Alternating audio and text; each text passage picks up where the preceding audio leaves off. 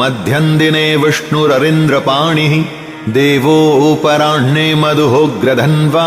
सायं त्रिधामावतु माधवो मां दोषे ऋषिकेश उतार्धरात्रे निशीथ एकोऽवतु पद्मनाभः श्रीवत्सधामा पररात्र ईशः प्रत्युष ईशो श्रीधरो जनार्दनः दामोदरो व्यादनुसन्ध्यं प्रभाते विश्वेश्वरो भगवान् कालमूर्तिः चक्रं युगान्तानलतिग्मनेमि भ्रमत्समन्ताद्भगवत्प्रयुक्तं दन्दग्धिदन्दग्ध्यरिसैन्यमाशु कक्षं यथा वातसखो हुताशः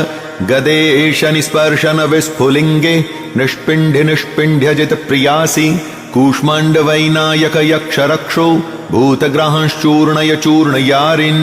त्वं यातु धान प्रमथ प्रेतमात्रि पिशाच विप्रग्रह घोरदृष्टिन् दरिन्द्र विद्रावय कृष्णपू